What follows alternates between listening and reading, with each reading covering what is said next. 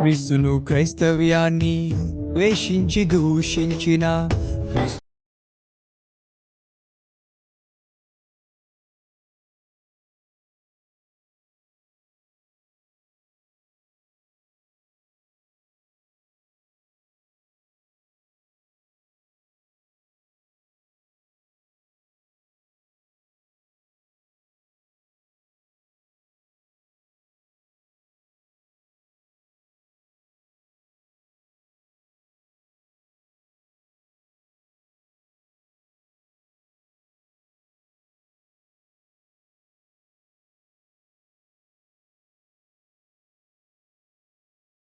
దేవుని కృపా సమాధానాలు ప్రభు మనందరికి అనుగ్రహించును గాక.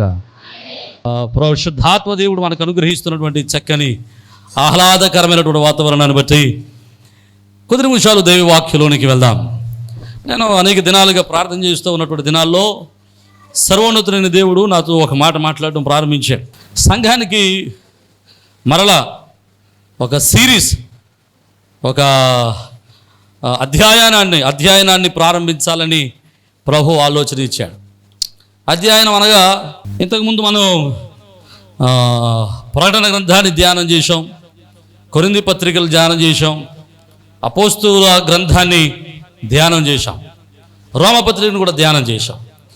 అలాగే మరొకసారి ప్రభువారు పరిశుద్ధ గ్రంథంలో ఉన్నటువంటి గ్రంథాలలో ఒక గ్రంథాన్ని అధ్యయనం చేయడానికి లేకపోతే ఒక గ్రంథాన్ని వ్యాఖ్యానించడానికై ప్రభు ప్రేరేపించారు.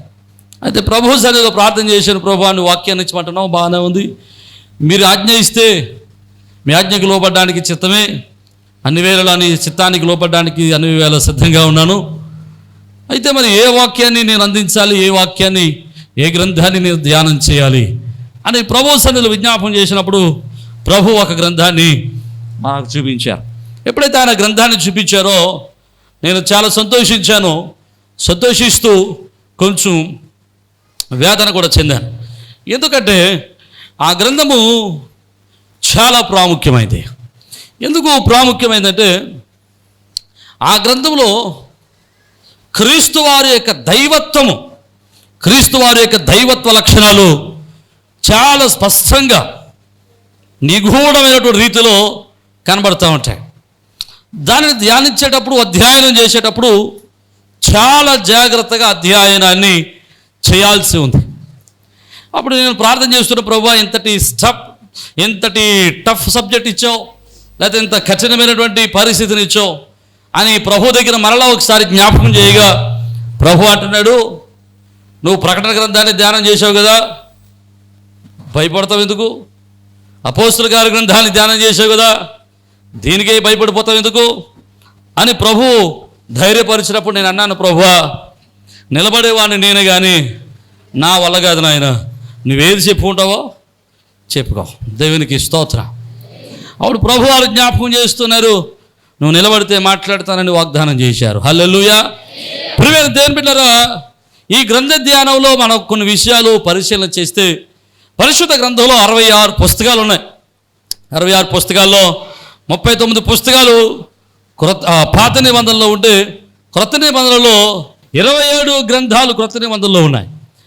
ఈ క్రొత్త నిబంధనలో గ్రంథాల్లో మనం చూస్తే 27 గ్రంథాలను కూడా మనం ముక్కలుగా చేస్తే కొన్ని 4 గ్రంథాలేమో క్రీస్తు వారి జీవిత చరిత్రలో ఉన్నాయి. ఒక గ్రంథమేమో అపోస్తలుల గారి గ్రంథమేమో అపోస్తలుల యొక్క సంఘ చరిత్ర ఉంటుంది. తర్వాత అపోస్తలులు పౌలు గారు సంఘానికి రాసినటువంటి పత్రికలు, లేకపోతే పేతురు గారు రాసిన పత్రికలు, యాకోబు రాసిన పత్రికల ధ్యానం ఉంటుంది.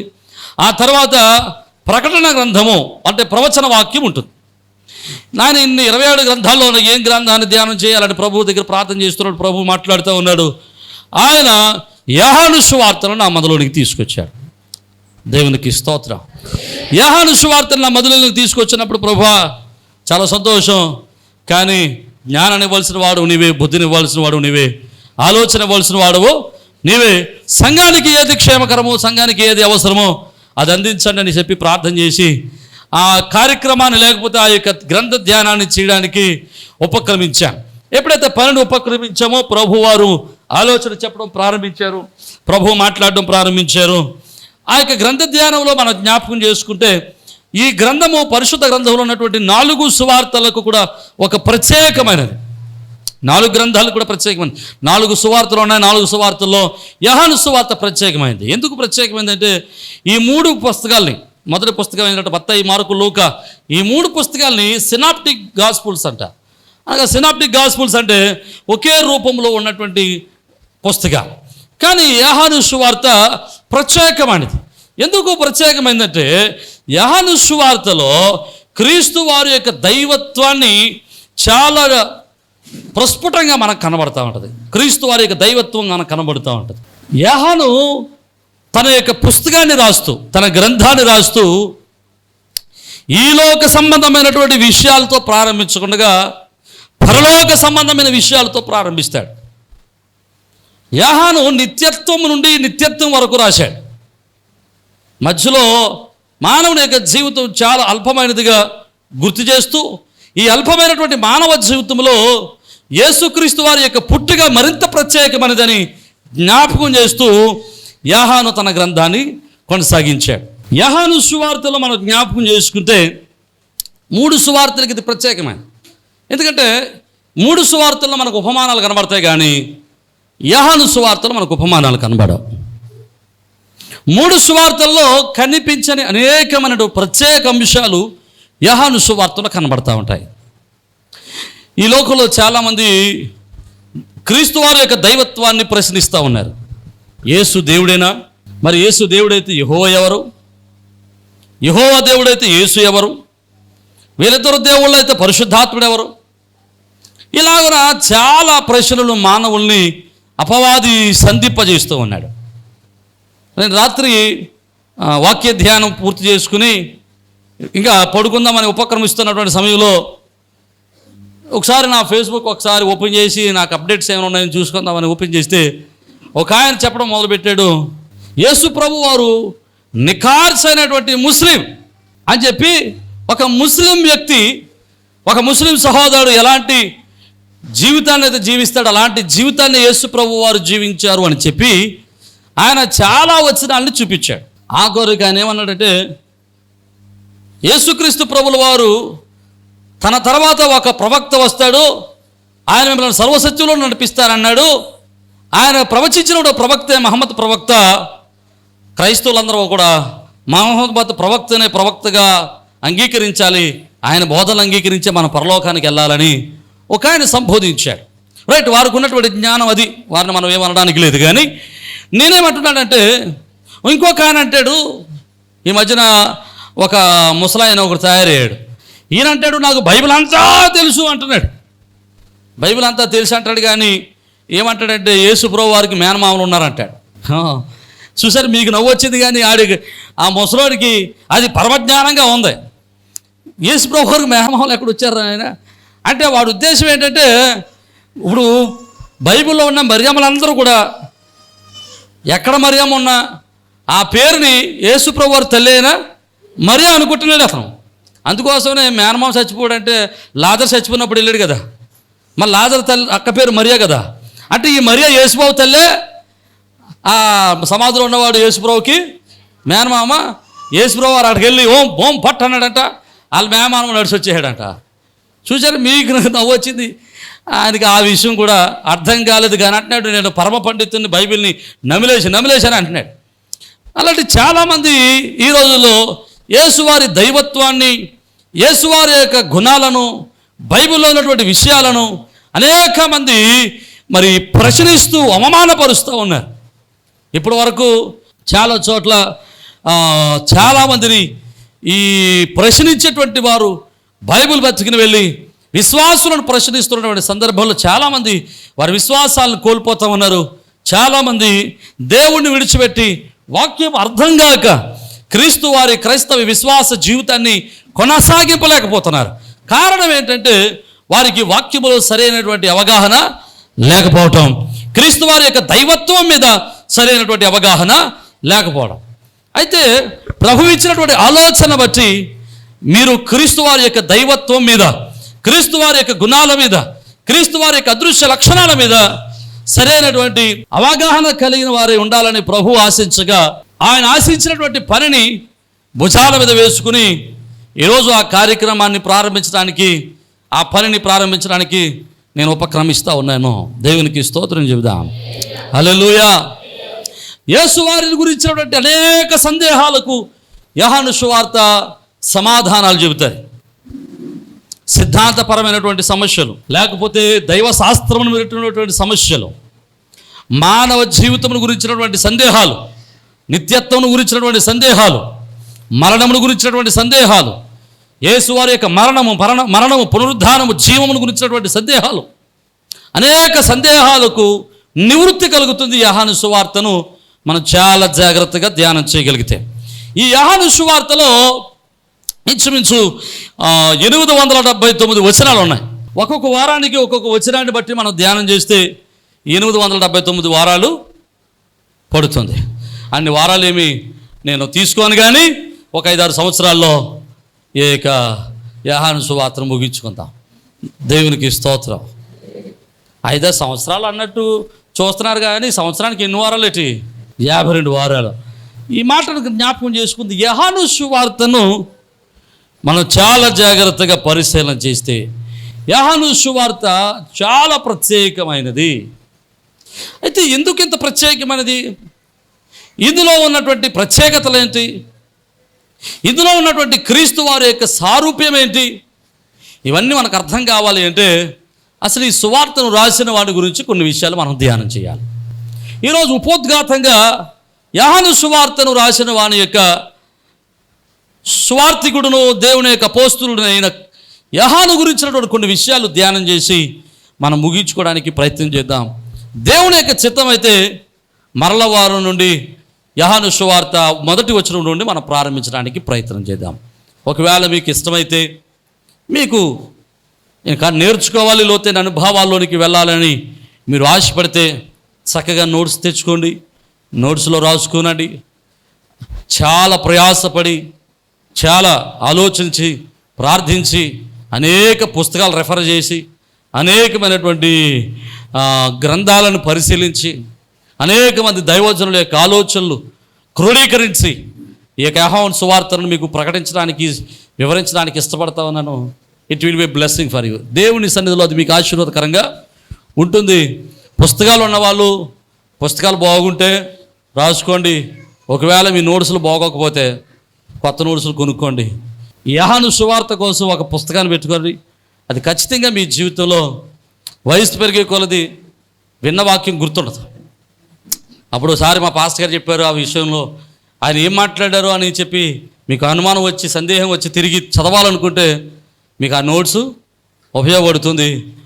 ఒకవేళ యూట్యూబ్లో ఉంటుంది అనుకుంటే యూట్యూబ్ చూసుకోవచ్చు అనుకోండి, కానీ ఎత్తుక్కోవడం కష్టం అవుతుంది. రైట్, చాలా సంతోషం. అసలు యోహాను ఎవరు? ఈ విషయాన్ని మనం కొన్ని విషయాలు ధ్యానం చేసి చాలా క్లుప్తంగా నేను ముగించడానికి ప్రయత్నం చేస్తాను. అసలు హూ ఇస్ జాన్? యేసుక్రీస్తు ప్రభులు వారి యొక్క తల్లి అయిన మరియా ఉంది కదండి.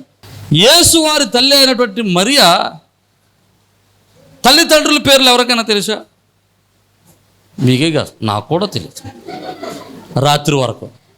రాత్రి నేను బైబిల్ చదువుతూ ధ్యానం చేస్తూ చాలా రీసెర్చ్ చేస్తూ ఉంటుంటే న్యూ టెస్టమెంట్ అపోక్రిఫాల్ బుక్స్ ఉంటాయి.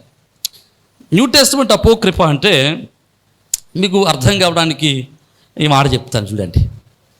ఆర్సిఎం బైబిల్ ఉంటాయి, రోమన్ క్యాథలిక్ సంఘంలో వాడేవారి బైబిల్.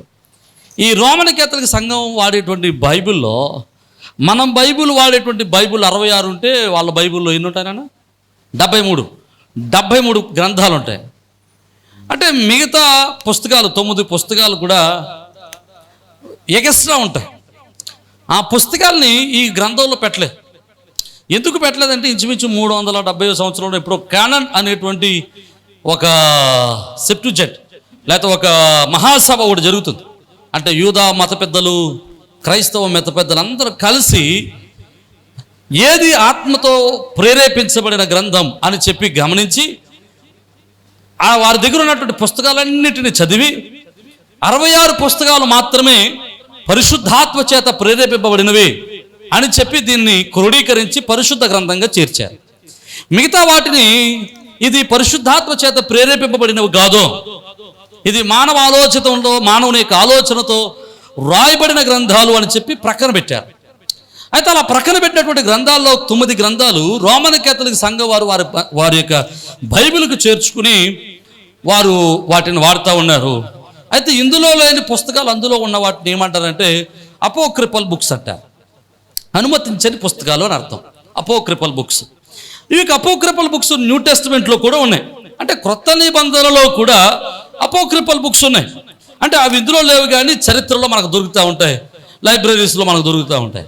ఇలాంటి అపోక్రిఫల్ బుక్స్లో ఒక బుక్ ఉంది, ఒక గ్రంథం ఉంది. ఏంటంటే యాకోబు రాసినటువంటి శుభవార్త. ఈ యాకోబు రాసినటువంటి శుభవార్తలో ఆయన యేసువారి తల్లి అయినటువంటి మరియ యొక్క తల్లిదండ్రుల యొక్క పేర్లు ప్రస్తావించాడు. ఇంచుమించు రోమన్ కేథలిక్ సంఘం వారికి కూడా ఒక పండుగలను ఏర్పాటు చేశారని నేను చదివాను. ఈ తల్లిదండ్రుల పేర్లు ఏంటంటే జోహోకీమును అన్నే అనేటువంటి వారు యేసుక్రీస్తు ప్రభువుల వారి యొక్క అమ్మమ్మ తాతయ్య గారు. అయితే వారిద్దరికి 3 సంతానం కలిగారు. 3 సంతానం. ఈ 3 కూడా ఆడబిడ్డలే. అందులో ఈ 3 పేర్లు ఏంటంటే తల్లి అయినటువంటి యేసువారి తల్లి అయినటువంటి మరియా, రెండవ స్త్రీ పేరు కూడా మరియా పేరు ఉంటుంది. మూడవ కుమార్తె పేరు సలోమి. సలోమి. అయితే మరియా యోసేపుకు ప్రదానం చేయబడింది. అప్పుడు యేసుక్రీస్తు ప్రభువుల వారు పురుష సహాయం లేకుండా ఆయన తనకు తానుగా రూపించుకుని తల్లి గర్భములో నుంచి ఈ లోకానికి వచ్చారు. అయితే వేరొక మరియా కూడా వివాహం చేసుకున్నారు, వారికి బిడ్డలు ఉన్నారు. సలోము కూడా వివాహం చేసుకున్నారు. సలోము యొక్క భర్త పేరు జబది. అందుకే బైబిల్ అంటాడు జబదయ అంటాడు. జబదయ సలోము యొక్క భర్త. మీరు ఇది అంగీకరించినా పర్లేదు, అంగీకరించకపోయినా పర్లేదు. ఇది చరిత్ర తెలుసుకోవడానికే తప్ప దీనివల్ల మీ విశ్వాసానికి ఏమాత్రమో ప్రయోజనకరమైంది కాదు. ఏదో స్టోరీ ఉందన్నమాట, ఇట్లా ఉందన్నమాట అని తెలుసుకోవడానికి. కనుక ఒకవేళ మీకు ఇష్టం లేదనుకోండి, మానేసేయండి. ఒకవేళ యూట్యూబ్లో చూసేవాళ్ళు అయ్యారో మీకు ఏం తెలుసో మీరు చెప్పారంటే నేను మళ్ళీ చెప్తున్నాను, నేను చెప్పేదానికి రెఫరెన్స్ ఇచ్చాను, రెఫరెన్స్ చూసుకుని మాట్లాడితే సంతోషం. మీరు ఫోన్ చేసినా నేను మాత్రం మీకు సమాధానం చెప్పను. దేవునికి స్తోత్రం. ఎందుకంటే రెఫరెన్స్ ఇచ్చేస్తున్నాం కదా. రైట్. ప్రియమైన దేవుని బిడ్డలారా, జ్ఞాపకం చేసుకోనండి, ఈ సలోము యొక్క భర్త పేరు జబదయ. ఈ జబదయికి సలోమి 2 పిల్లలు పుట్టారు. అయితే జబదయి యొక్క ఉద్యోగము, అతని యొక్క వ్యాపారం ఏంటంటే గలిలయ సముద్రంలో చేపలు పట్టడం. గలిలయ సముద్రంలో చేపలు పట్టేటువంటి ఈ జబదయి చాలా ధనవంతుడు. అతని దగ్గర చాలా మంది పనివారు ఉండేవారు. అందుకని యేసుక్రీస్తు ప్రభువుల వారు ఆ జబదయి గురించి రాస్తూ ఉన్నప్పుడు, జబదయి గురించి మనం జ్ఞాపకం, చాలా పనివారు ఈ మాట అని చెప్పినామండి. యేసుక్రీస్తు ప్రభువుల వారు జబదయి కుమారులను పిలిచినప్పుడు, అనగా యేసుక్రీస్తు ప్రభువుల వారు శిష్యులను పిలిచేటప్పుడు ఆ యొక్క యాహానును యాకోబును పిలిస్తాడు. ఈ యాహాను యాకోబు జబదయి కుమారులు. ఈ జబదయి కుమారులు యేసు ప్రభు పిలిచినప్పుడు యేసును వెంబడిస్తారు. అక్కడ రాయబడతా ఉంటుంది, వారి తల్లిని తండ్రిని వారి పనివారికి అప్పగించి యేసును వెంబడించారని రాస్తాడు. అంటే జబదయి చాలా ధనవంతుడు, ఆస్తిపరుడు. ఎంతటి ఆస్తిపరుడు అంటే జబదయి తన యొక్క వ్యాపారాన్ని అధికారులతో చేసేవాడు, లేకపోతే రోమా నాయకులతో వ్యాపారం జరిగించేవాడు. అందుకోసమే యేసుక్రీస్తు ప్రభుల వారి శిష్యులలో ఒకడైనటువంటి యాహాను, జబదయి కుమారుడైనటువంటి యాహాను యేసు ప్రభువును పట్టుకుని ఆ సమాజ మందిరంలోని తీసుకెళ్ళినప్పుడు, పిలాతు దగ్గరికి తీసుకెళ్ళినప్పుడు ఈ యొక్క యాహాను సమాజ మందిరంలో కూడా వెళ్ళగలిగాడు. రోమా సామ్రాజ్యపు ఆ యొక్క పిలాతు యొక్క మందిరంలోని కూడా వెళ్ళగలిగాడు. కారణం ఏంటంటే వాళ్ళ తండ్రికి నాయకులకు ఉన్నటువంటి ఆ యొక్క సహవాసము వారి యొక్క కుమారుడైనటువంటి యోహాను కూడా కలిగి ఉన్నాడు. ఆఖరుకు పేతురు కూడా యేసుతో సమాజ మందిరంలోనికి వెళ్ళకపోయాడు, శిష్యులు ఎవరు కూడా వెళ్ళలేకపోయాడు. ఆఖరికి మత్తయి కూడా రోమాధికారిగా పనిచేసినప్పటికీ మత్తయి కూడా ఆ రోమా సామ్రాజ్యపు లేకపోతే పిలాతు యొక్క సమాజ మందిరంలో ఆ యొక్క అధికార మందిరంలోకి వెళ్ళలేకపోయాడు. యోహాను ధైర్యంగా వెళ్ళగలిగాడు. కారణం ఏంటంటే అధికారులతో వారికి ఉన్నటువంటి సత్సంబంధాలు, వారికి ఉన్నటువంటి సహవాసాన్ని బట్టి. లేకపోతే యోహాను కూడా పట్టేసుకునేవారు. దేవునికి స్తోత్రం. యేసువారు ఆయన పరిచర్య చేయడానికి ప్రారంభ దినాల్లో ఆయన ఆ సముద్రపు గొట్టు గుండా వెళ్తూ ఉంటే ఈ పేతురు ఆంధ్రేయ కనబడతారు. మిమ్మల్ని మనుషులు పట్టు జాలరగా చేస్తారు రండి అంటే వారు యేసుని వెంబడిస్తారు. తర్వాత ఇంకొంచెం ముందరకి వెళ్ళగానే జబదయి యొక్క కుమారుడైనటువంటి యాహాను యాకోబులు చేపలు పడుతూ ఉంటారు. చేపలు పట్టేటప్పుడు యేసువారు అంటారు, అయ్యా రండి నన్ను వెంబడించండి అనగానే జబదయి కుమారులైనటువంటి యాహాను యాకోబులు యేసయ్యను వెంబడించడం ప్రారంభించారు. వెంటనే వారి తండ్రిని, వారికి ఉన్నటువంటి వ్యాపారాన్ని, వారికి ఉన్నటువంటి ధోనిలను, వారికి ఉన్నటువంటి వలలను అన్నిటినీ విడిచిపెట్టి యేసయ్యను వెంబడించారు. దేవునికి స్తోత్రం, హల్లెలూయా. ఈ యాహాను 12 మంది శిష్యులలో ఒకడు కాదు, 12 మందిలో ప్రత్యేకపరచబడినటువంటి యేసు వారి యొక్క ఆంతరంగికులుగా ఉన్నటువంటి ముగ్గురులో ఒకడు. యేసువారి ఆంతరంగికులు ఎంతమంది అండి? ఈ ముగ్గురు యేసువారి ఆంతరంగికులు. ఈ ముగ్గురు 3 సందర్భాల్లో యేసువారితో, ప్రత్యేక సందర్భాల్లో యేసువారితో ఉన్నట్లు బైబిల్ చెబుతా ఉంది. ఈ ముగ్గురు యేసువారితో ఉన్న 3 ప్రత్యేక సందర్భాలు చెప్పండి కదండి. ఈ ముగ్గురు యేసువారితో గడిపినటువంటి 3 ప్రత్యేక సందర్భాలు ఎవరెవరు? పేతురు, యోహాను, యాకోబు. ఈ ముగ్గురు కూడా యేసువారితో గడిపిన ప్రత్యేక సందర్భాలు 3 ఉన్నాయి. 3 సందర్భాలు గుర్తు చేయండి అండి. అసలు తెలిసేపోను మీరు 3 సందర్భాలు ఉన్నాయని. పోన్లే, 3 సందర్భాలు పోను ఒకటని గుర్తుందా? యేసువారి యొక్క శిష్యులు 12 మంది, 12 మందిలో ఒక ముగ్గురు యేసువారికి దగ్గరగా ఉండేవారు. ఆ దగ్గరగా ఉండేటువంటి ముగ్గురిని మాత్రమే 3 సందర్భాల్లో ఆయన 3 ప్రత్యేక సందర్భాల్లో ఆయన ముగ్గురిని తీసుకెళ్ళాడు. ఆ 3 సందర్భాలు ఏంటి అని అడుగుతున్నాను. గెత్సేమనే తోటలో ప్రార్థన చేయడానికి వెళ్ళినప్పుడు 9 మందిని తోట బయట ఉంచాడు, ఆ ముగ్గురిని తోటలోనికి తీసుకెళ్ళాడు. రైట్. కొండ, ఏ కొండ? సీనాయి పర్వతం అనేటువంటిది మోసేదండి, రూపాంతర కొండ. రైట్. రెండవది రూపాంతర కొండ మీద యేసువారు తను రూపాంతరపరచుకోవడానికి వెళ్ళినప్పుడు ఈ ముగ్గురినే తీసుకెళ్ళాడు. మూడవది యాయేరు కుమార్తెను బ్రతికించడానికి వెళ్ళినప్పుడు ఈ ముగ్గురిని యేసువారు తీసుకెళ్లారు. అర్థమైతే దేవునికి స్తోత్రం చెప్పండి, హల్లెలూయా. ఈ చాలా సింపుల్ సాధారణంగా